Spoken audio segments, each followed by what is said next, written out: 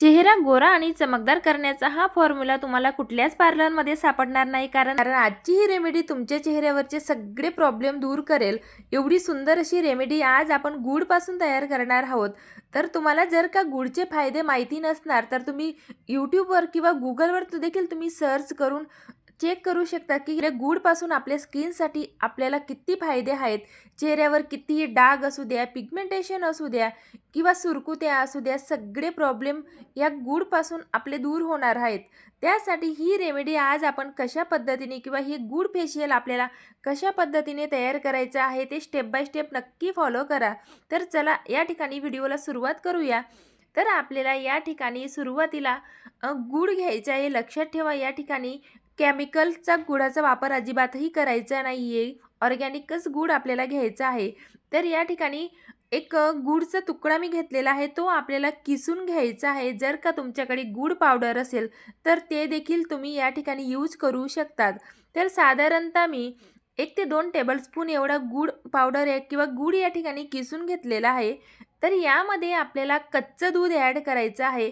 तर या ठिकाणी आपण पहिली स्टेप करणार आहोत ते म्हणजे क्लिन्झिंग करणार आहोत. आपल्याला चेहऱ्यावरची डर्ट, ऑइल किंवा इम्प्युरिटीज किंवा जी देखील घाण आहे ती आपल्याला आधी सगळी क्लीन करून घ्यायची आहे. त्यासाठी आपल्याला कच्च्या दुधाचाच यामध्ये वापर करायचा आहे. कच्च्या दुधामध्ये लॅक्टिक ॲसिडचं प्रमाण भरपूर असतं, जे की आपल्या त्वचेवरील जेवढी देखील घाण असते किंवा ओपन पोर्समध्ये जेवढी देखील घाण असते ती सगळी बाहेर काढण्यासाठी दूध हे खूप उपयोगाचं असतं. आणि यामध्ये नेक्स्ट इन्ग्रेडियंट म्हणजे आपल्याला 2 ते 3 थेंब एवढं गुलाबजल यामध्ये ॲड करायचं आहे, जे की आपल्या चेहऱ्यावर फेअरनेस आणण्यासाठी खूपच जास्त इफेक्टिव्ह आहे. तर चला आता हे क्लिन्झिंग आपल्याला कशाप्रकारे अप्लाय करायचं ते नक्की बघा. तर या ठिकाणी आपल्याला सुरुवातीला चेहरा हा स्वच्छ वॉश करून घ्यायचा आहे. चेहरा थंड पाण्याने आधी धुवून घ्या आणि त्यानंतर आपल्याला हे क्लिन्झिंग चेहऱ्यावर अप्लाय करायचं आहे. तर क्लिन्झिंग चेहऱ्यावर अप्लाय कसं करायचं ते नक्की बघा. तर या ठिकाणी तुम्ही कॉटन पॅडचा किंवा या ठिकाणी मी जशा पद्धतीने स्पंजचा वापर केलेला आहे क्लिन्झिंग करण्यासाठी तसं तुम्ही करू शकतात. तर क्लिन्झिंगमध्ये आपल्याला हा स्पंज डीप करायचा आहे आणि पूर्ण चेहऱ्यावर सर्क्युलर मोशनमध्ये पूर्ण चेहऱ्यावर आपल्याला क्लिन्झिंग करायचे आहे. तर हे क्लिन्झर खूपच जास्त इफेक्टिव्ह आहे आणि गुळामध्ये ग्लायकोलिक ॲसिडचं प्रमाण भरपूर असतं, जे की आपल्या चेहऱ्यावरची जेवढी देखील घाण असते किंवा डेड स्किन सेल्स असतात किंवा आपल्या चेहऱ्यावर ब्लॅकहेड्स असतात, व्हाईटहेड असतात, ते रिमूव्ह करण्यासाठी खूपच जास्त हेल्पफुल हा गूळ असतो.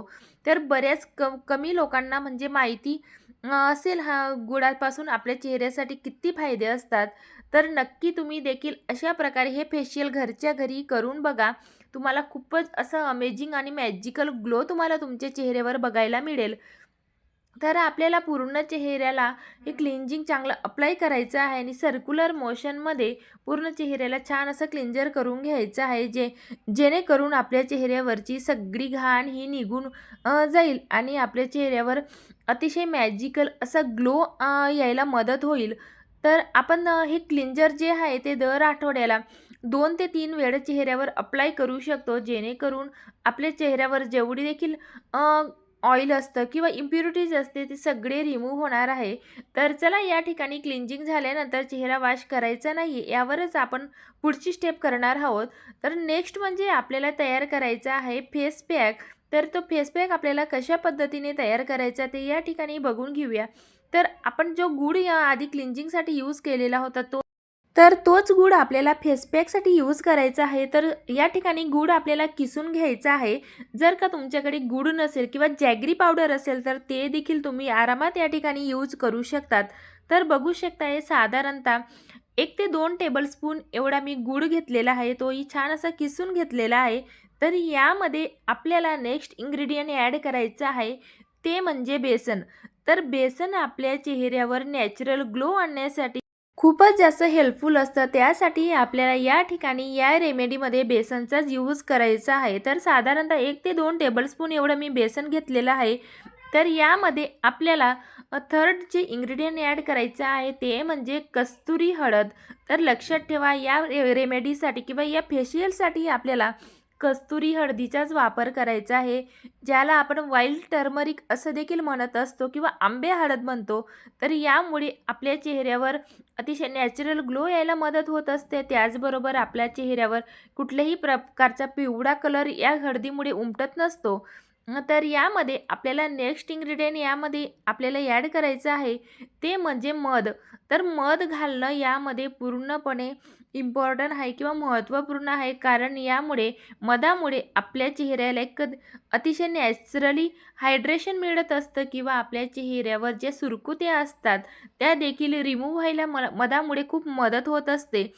तर यामध्ये आपल्याला साधारणतः पाव चमचा एवढं मध ॲड करायचं आहे आणि नेक्स्ट म्हणजे यामध्ये आपल्याला ॲड करायचे ते म्हणजे कच्चं दूध.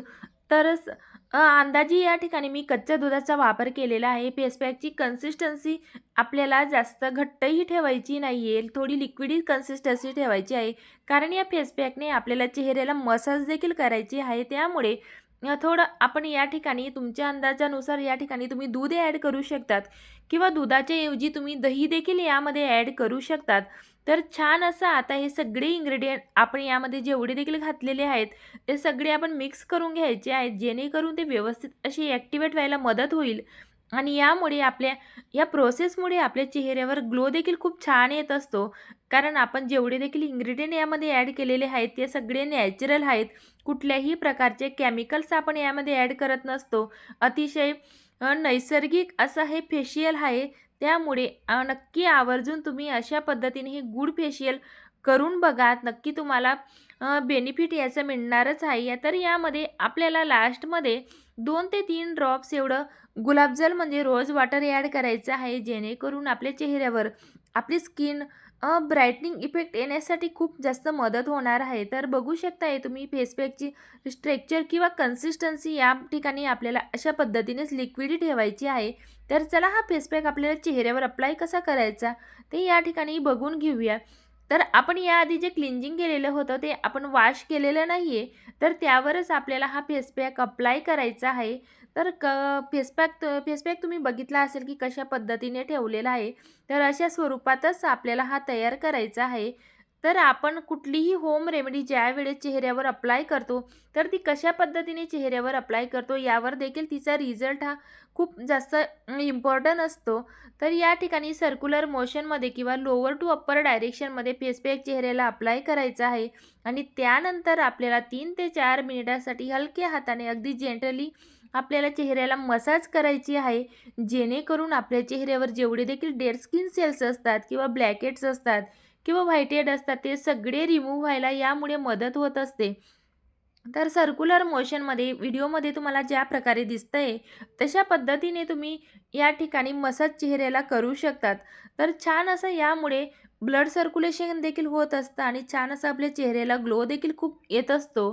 तर बघू शकताय तुम्ही पूर्ण चेहऱ्याला आपल्याला सर्क्युलर मोशनमध्येच फिंगरच्या साहाय्याने म्हणजे बोटांच्या साहाय्यानेच मसाज करायची आहे. तर चेहऱ्याला मसाज करत असताना तळ हाताचा यूज कधीच करू नका, कारण त्यामुळे आपल्या चेहऱ्याला सुरकुत्या पडायचे चान्सेस हे भरपूर जास्त असतात.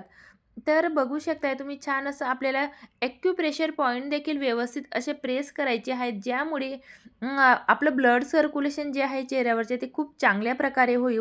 आणि गुळामुळे आपल्या चेहऱ्यावरचे कितीही जुने पिगमेंटेशन असू दे किंवा टॅनिंग असू दे, ही सगळी रिमूव्ह होत असते. आणि कुठलीही होम रेमेडी आपण जर का तिच्यामध्ये सातत्य ठेवले किंवा कंटिन्युअसली आपण चेहऱ्यावरती अप्लाय करत गेलो, तर आपल्या चेहऱ्यावर नक्कीच त्याचा रिझल्ट हा खूप लवकर आपल्याला बघायला मिळत असतो. तर दर आठवड्याला किंवा 15 दिवसातनं एकदा नक्की तुम्ही अशा प्रकारे हे फेशियल करून बघा. तुम्हाला तुमच्या चेहऱ्यावर नक्कीच खूप सुंदर असा रिझल्ट तुम्हाला बघायला मिळेल.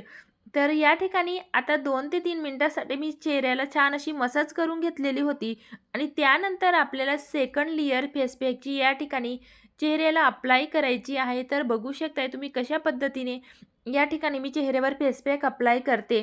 तर लोअर टू अप्पर डायरेक्शनमध्येच आपल्याला हा फेस पॅक चेहऱ्यावर अप्लाय करायचा आहे. तर यामुळे अतिशय सुंदर असा ग्लो तर चेहऱ्यावर येतोच, त्याचबरोबर आपल्या चेहऱ्याची त्वचाही टाईट होण्यासाठी देखील या प्रोसेसमुळे खूप जास्त मदत होत असते. तर छान असा आता फेस पॅक चेहऱ्यावर अप्लाय झाल्यानंतर आपल्याला 15 मिनिटासाठी हा असाच राहू द्यायचा आहे आणि त्यानंतर थंड पाण्याने किंवा कोमट पाण्याने चेहरा वॉश करून घ्यायचा आहे. आणि चेहरा वॉश केल्यानंतर चेहरा पुसण्यासाठी किंवा चेहरा ड्राय करण्यासाठी मायक्रोफायबर किंवा कॉटनचाच रुमालचा यूज करा. त्यामुळे तो आपल्या चेहऱ्यावर हार्श होत नाही. तर ग्लो तुम्ही या ठिकाणी बघू शकता, रिझल्ट तुमच्या समोर आहे. तर अशा पद्धतीने नक्की तुम्ही हे फेशियल ट्राय करा. खूपच सुंदर असा याचा रिझल्ट आहे. मला पर्सनली खूपच जास्त याचा फरक जाणवलेला आहे. कारण माझ्या चेहऱ्यावर जेवढे देखील डार्क सर्कल होते किंवा काळे डाग होते, पिंपलचे डाग असतात, ते सगळे यामुळे रिमूव्ह झालेले आहेत. नक्की तुम्ही अशी ही रेमेडी घरच्या घरी ट्राय करून बघा. पार्लरमध्ये न जाता किंवा खर्च न करता घरच्या घरी अगदी इझिली किंवा कमी खर्चामध्ये आपण हे फेशियल करू शकतो. तर चला, आजची ही रेमेडी तुम्हाला कशी वाटली मला नक्की कमेंट करून सांगा. आणि व्हिडिओ आवडला असेल तर व्हिडिओला लाईक नक्की करा. तर चला, भेटूया नवीन अशाच रेमेडीसोबत. आणि हो, हाईपचं फीचर जर का तुमच्यापर्यंत पोहोचलं असेल तर हाईप पॉईंट द्यायला विसरू नका. बाय.